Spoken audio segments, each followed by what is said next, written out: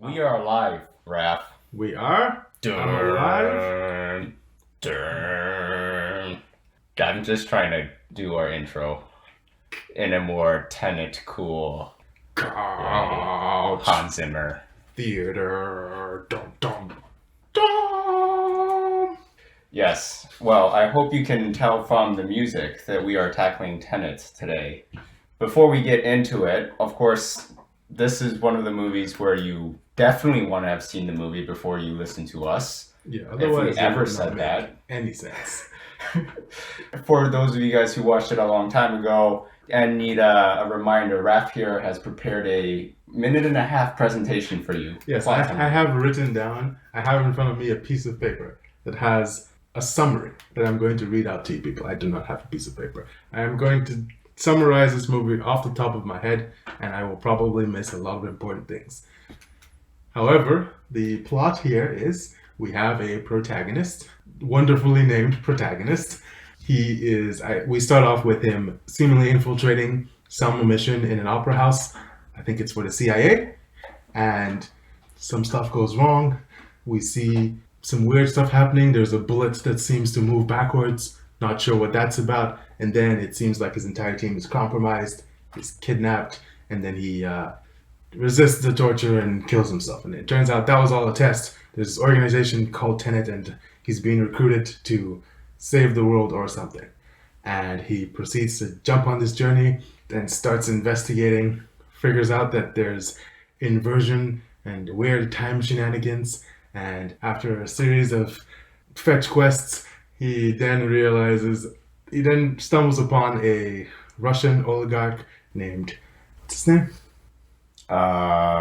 Christoph That's not his name. Kane. We just watched this movie like 10 minutes ago. Let me pull up in IMDb right here. All cast and crew. Sarov, I want to say S something. Sater, there we go. He runs into Sater, who is this presumably an arms dealer, but we quickly find out that he's into more than arms dealing. He's involved in this time shenanigans, and it seems like there's some temporal battle or war going on between the future and the past, and they're trying to destroy us, and Sater is basically their agent in the past, and he's willing to potentially destroy the world because he's dying anyway, so he doesn't care. And our guys, through a bunch of temporal shenanigans and time loops and backwards and forwards and inversion and re-inversion, do some cool action sequences, and then they save the day. The end. Okay. What is inversion? Huh? Please define that for me. What is inversion? Inversion is when you invert or reverse the entropy of an object. It does no longer move forward through time. It starts moving backward through time. There you go. There's Tenet in a nutshell. If that confuses you, well, there's an excellent line that the movie provides, and it says, "Don't try to understand it. Just feel it. Just feel it. It's all instincts." Looking at like Rotten Tomatoes and stuff, this movie seemed to have done okay. Like it's about 70%, both for users and critics. So people liked this movie, more or less. On the average, most people enjoyed Tenet. I hate this movie. Come on, Raph. It's so good. I hate this movie. How do you feel about this movie? I feel like I know how you feel, but this is my second time watching it. And how do you feel first time going through it? Raph, I think the only reason we don't like it is because we don't understand it. Yes, But we're too stupid to like this movie. we're about to dive deep into this, and we're going to come out with a profound discovery. This is a classic Christopher Nolan movie. This is what you expect from a Christopher Nolan movie. Inception, dreams within a dream, you know? Yeah, I enjoyed Deception. Well, you're about to enjoy this movie. Okay, all right. I wonder if you watch it backwards in time. Maybe that... maybe you explains the movie better. Yeah, if you watch the movie backwards, it's a much more fun show. Before I start bagging on this movie, which is what I'm going to do, I appreciate Christopher Nolan as a director, even after this trash. I appreciate what he does. I want people to have ideas and do things that are outside the box and cool because that's what makes the viewing experiences interesting. Even the second time watching a movie I really don't like, I wasn't like bored or anything like that. So it's not a boring movie. in some ways. It's kind of boring in other ways. It's not an unwatchable movie. I can watch it and not be annoyed the entire time or bored the entire time. I am going to have to say that there are parts that are boring. Like the vocabulary, there's some like fancy words there that I don't understand, sure. But 95% of the words that they say that is said in the movie, I understand, but nothing registers in my brain. Yes, so that's basically, I guess we're going to get into the bagging part and skip over the plot part. Oh, okay, my bad. Let's take a step back. Oh, we take a step back? So, Inverse. for the plot is protagonist and antagonist. They kind of call themselves that, which is annoying. And he's trying to end the world and he's trying to stop it. I think that the entire time the movie is, I don't want to say pretentious, but I'm going to say pretentious. The movie presenting itself like it's above all these things. Like, I'm not going to bother with character and stuff like that because this concept is what's important here. You know, this mind-bending concept and what's happening. But everything else is so bland. It's not an interesting plot. You have a bad guy who's a bad guy for seemingly no reason. He's dying. Okay, so he doesn't care about the world ending. Like, who thinks like that? Who is this person? And then you have a good guy who doesn't want the world to end. I mean, yay, good. I mean, I don't want the world to end either. But like, that doesn't make me invested in a character or invested in anything that's happening. Which is what, to me, makes... I'm gonna start bagging on it. Which is what makes the characters and everything that's happening boring. Like that first, whatever, hour, 30 minutes of movie where they're just bouncing from people to people. That's not like a new thing for Nolan. Like, he kind of does that in Inception too, where they're just like scene hopping and bouncing, but you're interested. You know, Leonardo DiCaprio is playing whatever his name is. What is the character's name in that? Cobb? Who? In Inception. I think it's Cobb, right? Yeah, I think so. Doesn't matter. Leonardo DiCaprio. Yeah, I think it's Cobb. I'm going to call him Cobb. He's playing Cobb, and whether it's true sheer charisma of Leonardo DiCaprio or probably also other things, I care about what's happening. So when he's explaining things, I want to know what's happening. When they're bouncing around, I'm like, oh, cool visual. Also, I'm enjoying what's being said. Here it's, we're bouncing around and I am bored. I have no investment whatsoever because you have a character who is not trying to get me invested. You have a director who presumably is not trying to invest me in the character. Why in God's name would I watch something when I don't care about the characters? So I promise we're going to say good things about this movie. I promise. But before we do that, I'm going to add insult to injury here. I feel like I also don't understand the stakes. I never understood who we're fighting, what organization, what represents what is true. Especially like the end fight when they're like, you see all that action and explosions and you're like, who are they shooting? Is it a generic military army? Because I don't even see the enemy. I just see buildings going, whoop, whoop. It definitely feels like they got caught up in the spectacle of that battle of, oh, there's two teams going through. And I can imagine that I'm not saying this will be easy to do. I recognize that it's difficult to accomplish what he was trying to accomplish, but nevertheless, this is the movie I was presented with, so this is the movie I'm going to criticize. You have two teams, you know, that final sequence is they have their pincer movement. You have the blue team that's moving backwards through time, and the red team that's moving forwards through time. So you already have two groups of individuals that you're trying to coordinate.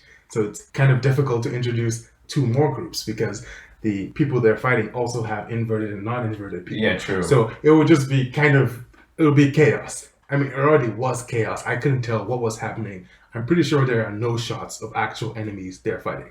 I would have to go back and double check, but I tried to pay attention this time, and I don't think I saw a single shot of an enemy. I briefly saw a different colored suit, I suppose, or like army wear, but I didn't see them fire a gun, except for that bald. There was the bald guy, but that was like, you know, the driving part of the climax. So here begs the question, if you watch Christopher Nolan's movies, he's always been character driven, right? If you look at The Dark Knight, you look at The Dark Knight Rises, there's so many plot holes. Like, people enjoy the movie, but there are plenty of plot holes. It's because it's always been, for him, character driven.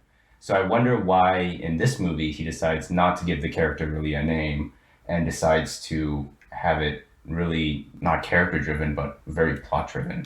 I don't know either. I can only assume that he had an idea It was like, wouldn't it be cool if? And here we are. But I think this is trying to do something interesting. It's trying to like break the rules of storytelling, but it's breaking it in all the wrong ways. Is it because a movie usually has a background story for the main character, right? There's a background to the characters that you understand what motivates him and what drives him, but he's really blurring the time here, and he's suggesting perhaps that the past doesn't shape you in as much as the future shapes you or something. What matters more is who he would become than who he was, because that's also the past.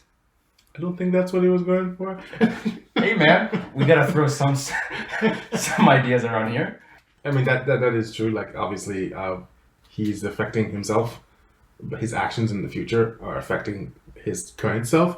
But I wouldn't say that's the future affecting you. I would really just say that's the past affecting you. Because technically speaking, that person went forward and then came back. I still think of it as like it's still you. It doesn't matter what point in time you are. It's still you still have the memories of the person, you know. But that's what he becomes, you know.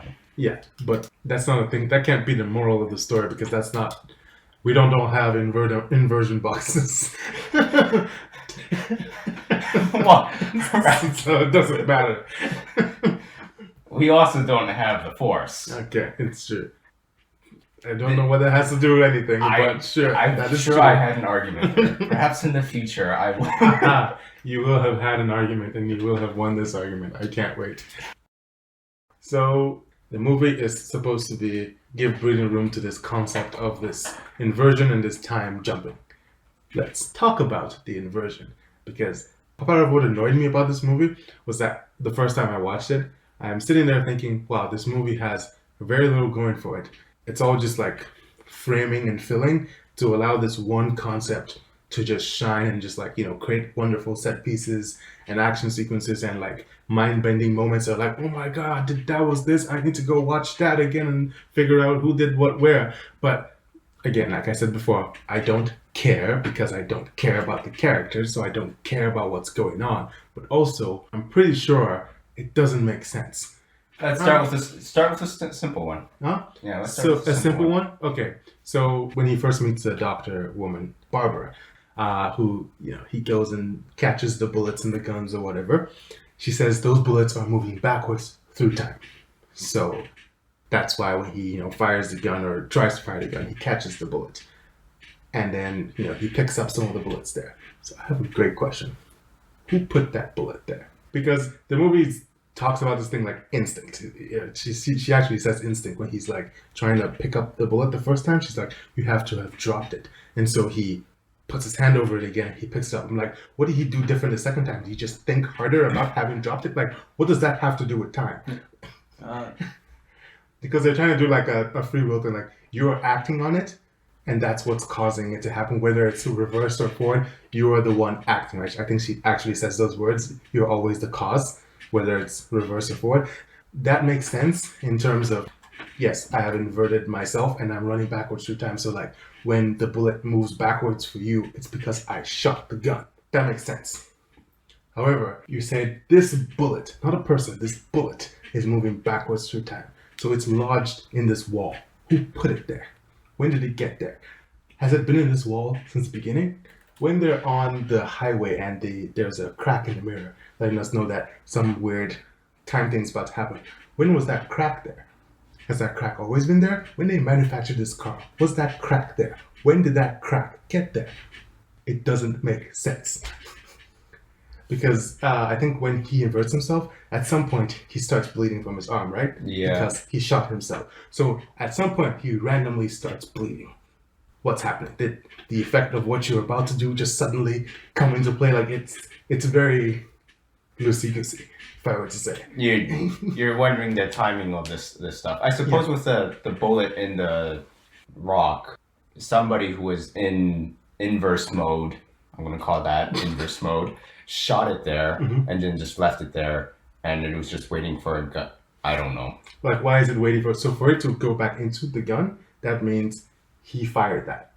So like, it almost implies that. True, because the objects can't just move on their own. Yeah, something has to be acting on the object. So why is it moving back? There needs to be agency. Yeah.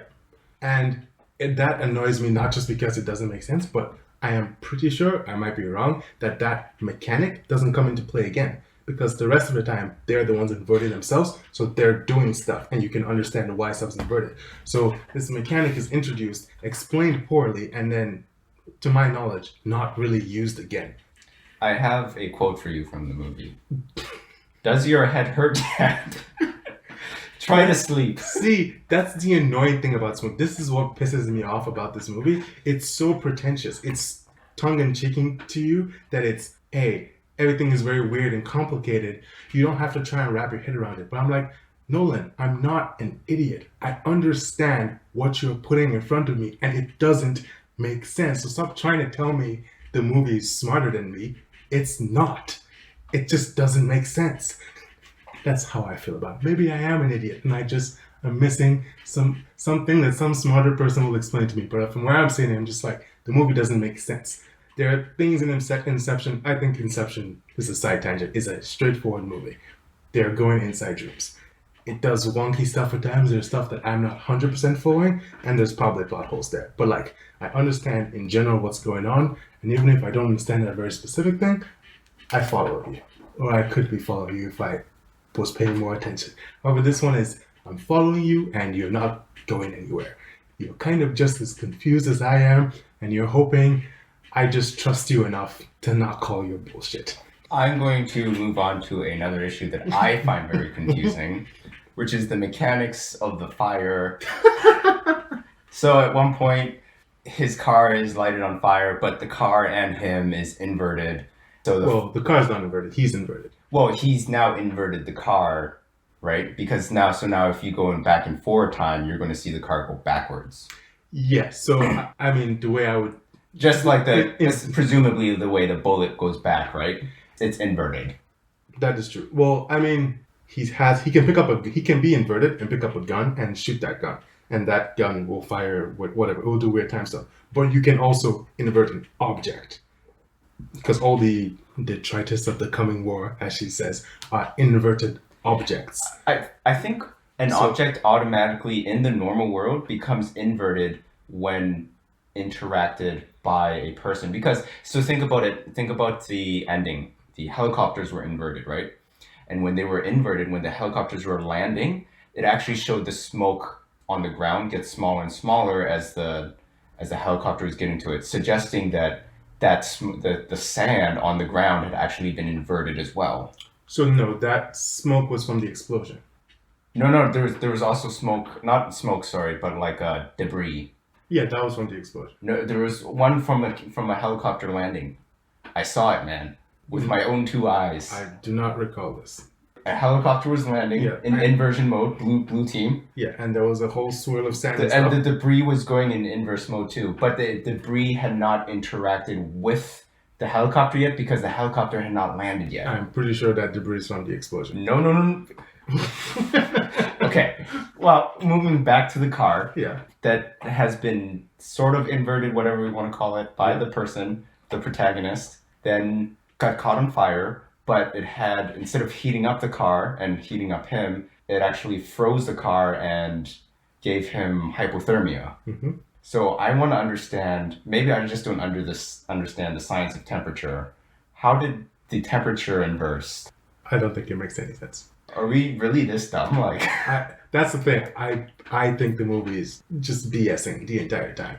The idea is that, if I'm understanding it correctly, everything's moving backwards. So if you're experiencing the world backwards, you're inverted, the world is not. So if something is burning, for you, you're feeling like it's giving off heat, then for you, it's releasing heat. So you're getting cold.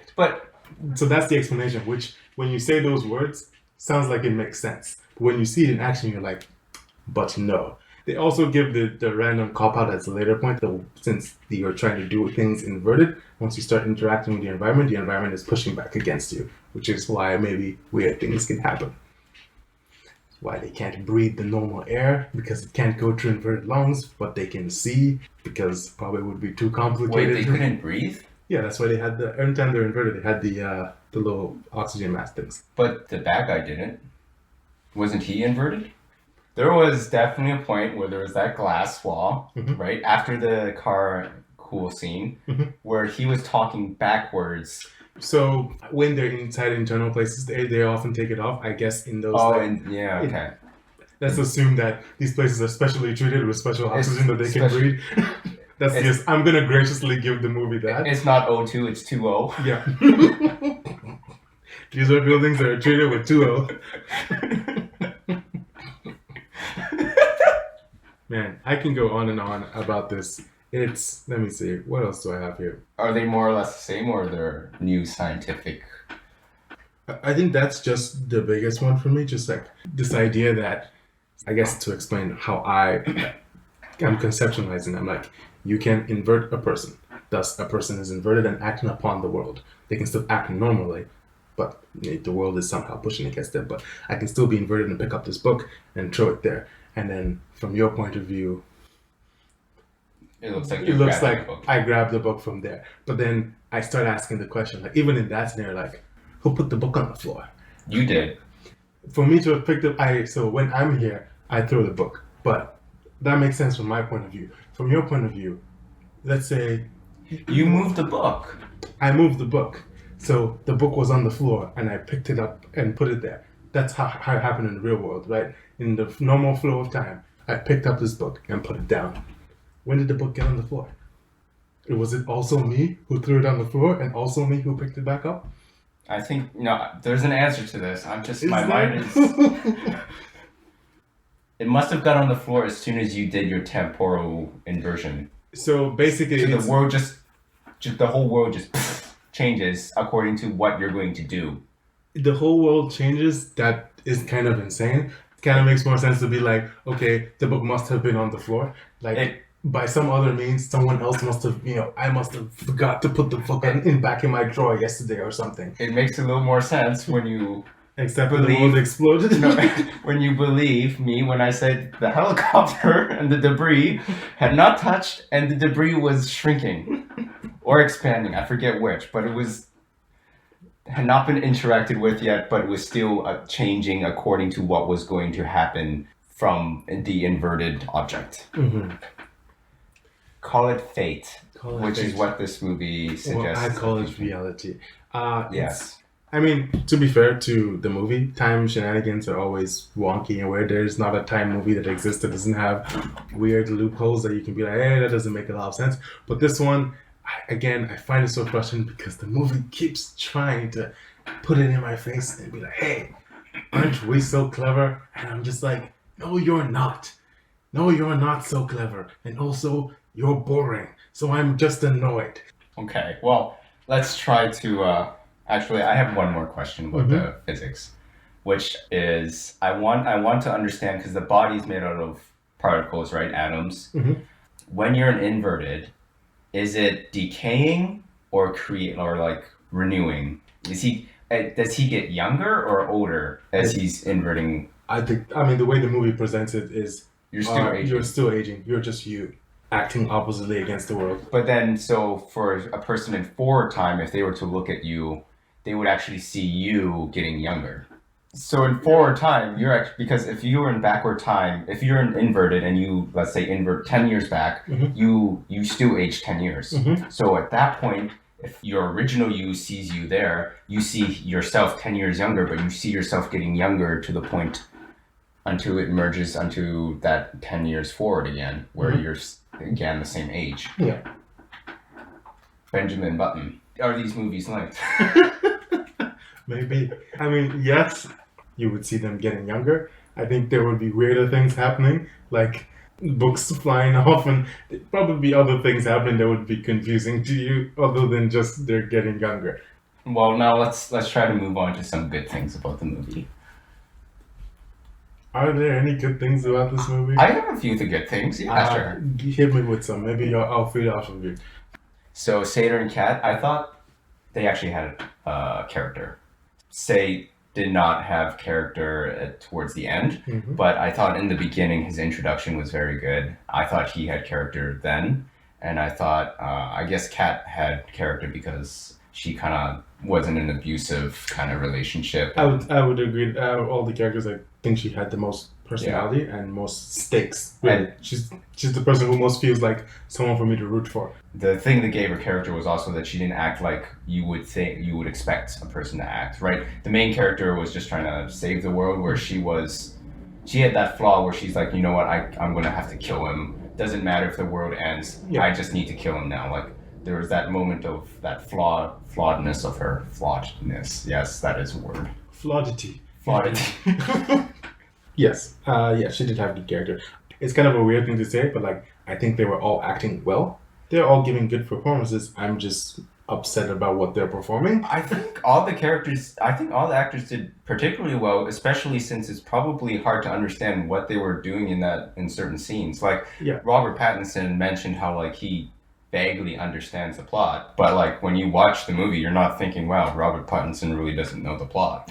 I would say that's direction. But that's probably just Christopher Nolan being a good director. I You guess can so. tell your actors, here's the lines, here's the emotions I want you to be feeling, this is what's going on, and they can just act that. They don't need to know what's actually happening. It always helps. It does help to have greater context. That means the actor can actually, give feedback and probably give a more elevated performance.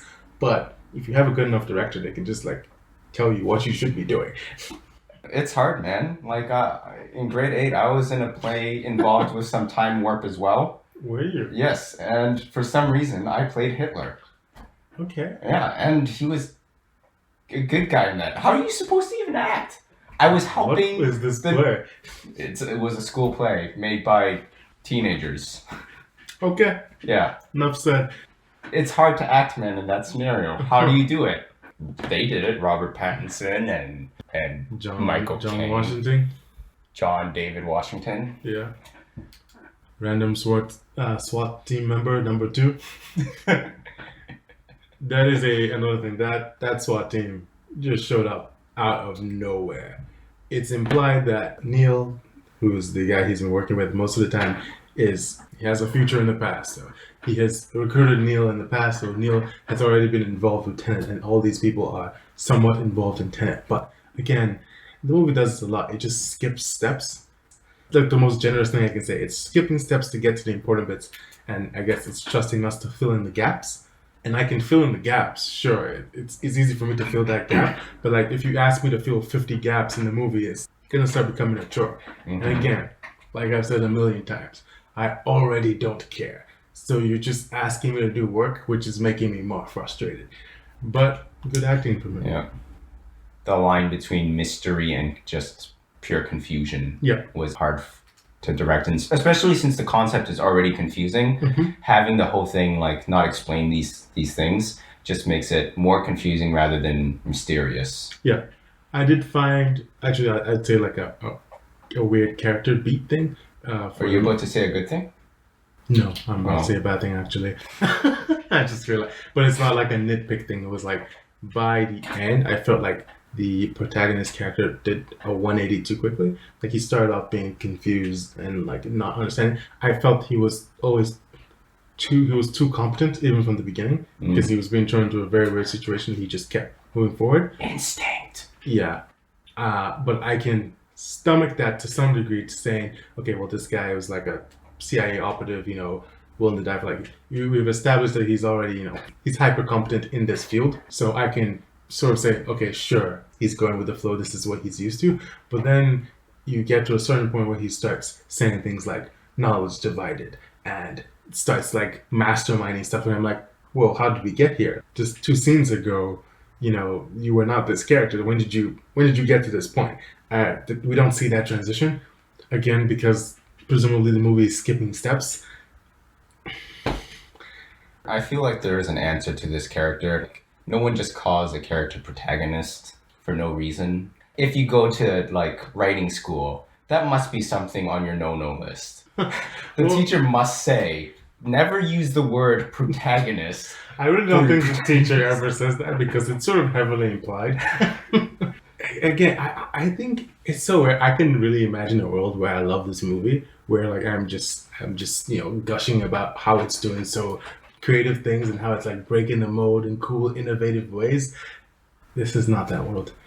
as I'm watching the movie, I keep seeing what it's trying to do, and I keep liking the idea, at least my idea of what his idea is, of what he's trying to do, and I keep just, I could have liked this, and I don't, which is unfortunate. But here we are. Good thing.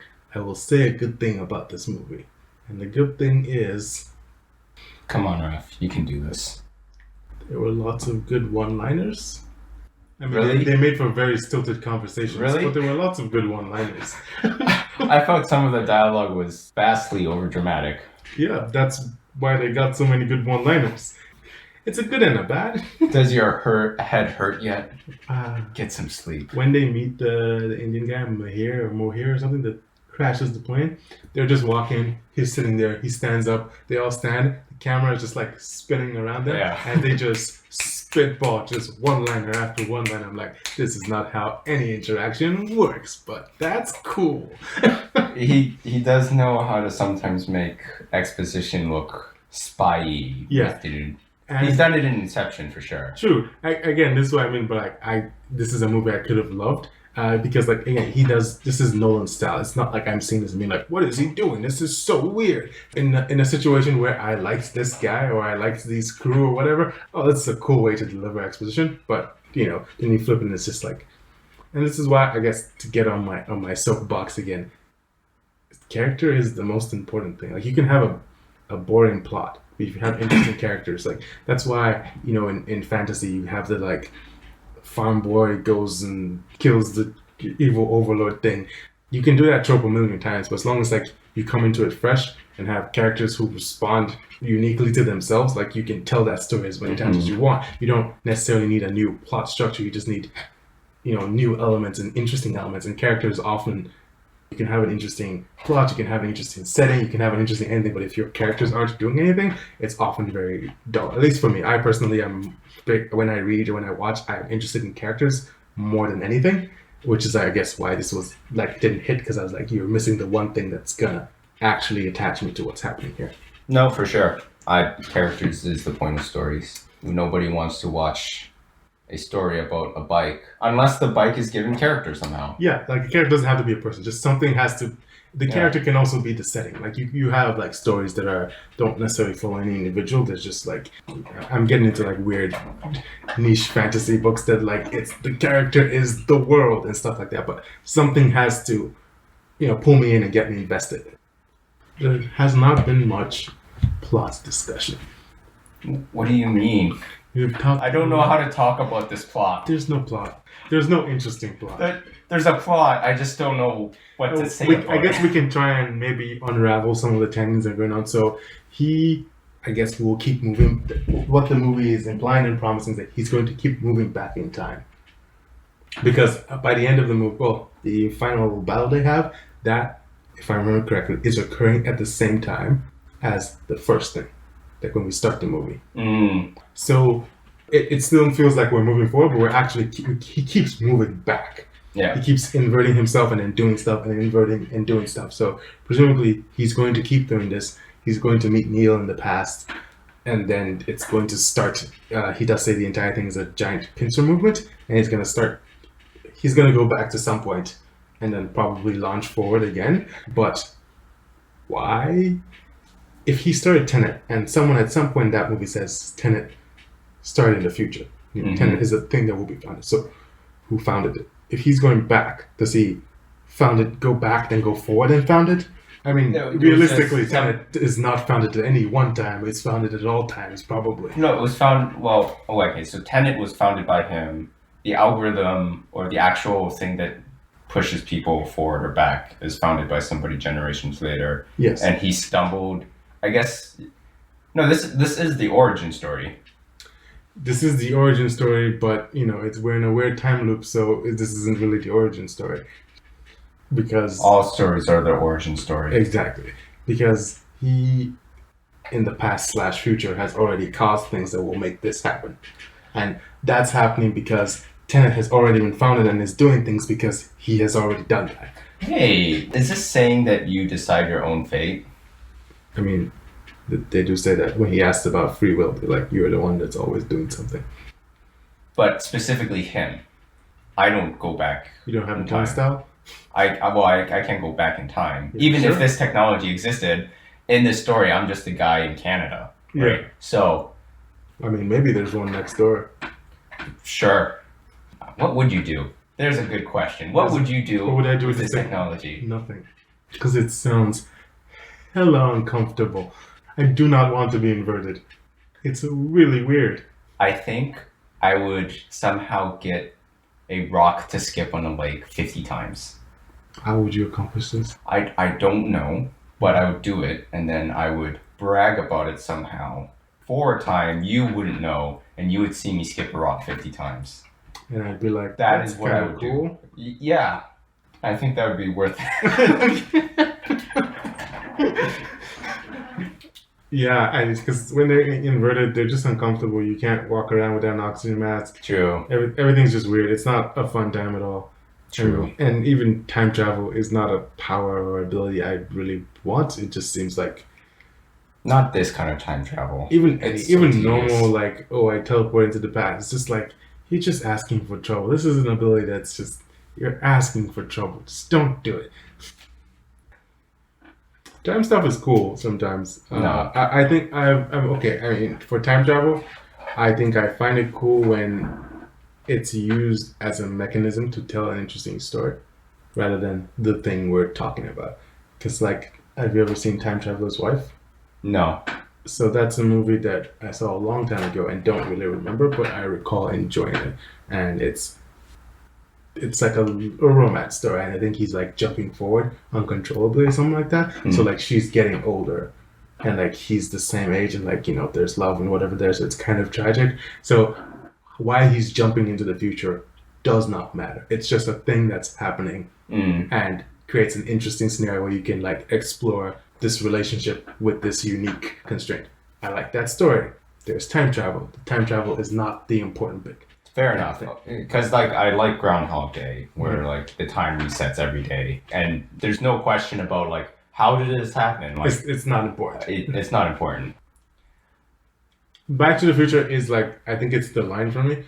It's not like a top movie for me by any stretch of the imagination, but I do enjoy, at least I think I enjoyed the first one. I didn't really like the other two, but I think I enjoyed it because it's not taking itself too seriously. It's sort of just, what's his name? Doc has got a thing, Yeah, and it goes it's back, and adventurous. it's kind of like, wacky things are happening because of time fanatic. It sort of embraces that this is kind of crazy, so it's a fun ride. I guess a rule of thumb, if the time travel is the important part of what's happening, I probably don't enjoy it. Even in Back to the Future, time travel is important, but it's not the important thing. Because the important thing there is that Marty is developing and becoming a more mature person. That's what's happening there. The time travel is just the wacky mechanism that allows this to happen.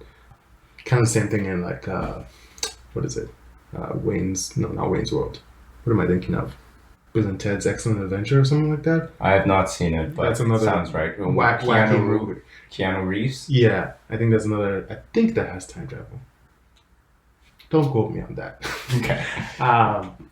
Whereas, time travel annoyed me in Avengers, and Yes. spoilers for so many things apparently in Avengers Endgame. Time travel was like kind of the thing, and the crux is when they spend time talking about it and trying to explain why it's happening, and I'm just like, stop right now.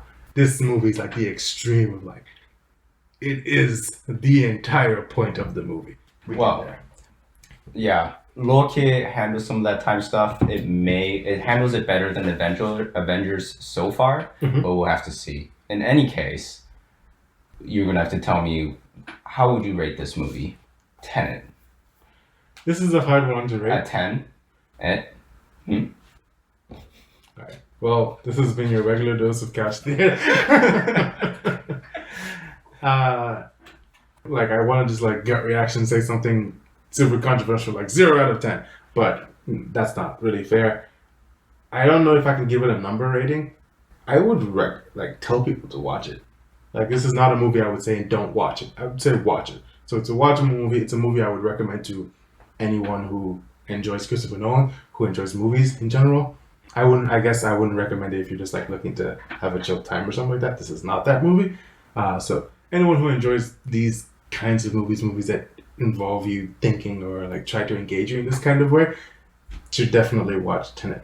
I just happen to think it's not good. Yeah, I would agree. I would rate it. I wouldn't rate it 14 or R. I would rate it PhD for just should have a degree to confirm whether this is actually just dumb or not. Only scientists should watch this to confirm it for us. But no, actually, I think I really appreciate it for its ingenuity and creativity. Yeah. Because a lot of stuff these days are just rehashed. Adaptations, sequels, remakes, Prequels, etc. spin-offs. Now everything's like a prequel spin-off or a sequel spin-off or a spin-off sequel prequel somehow. Yeah, and even when those are good, it's still like you kind of want a new thing. So this is, I do appreciate this for that. Okay. And all we have for you is a word and a gesture. Goodbye.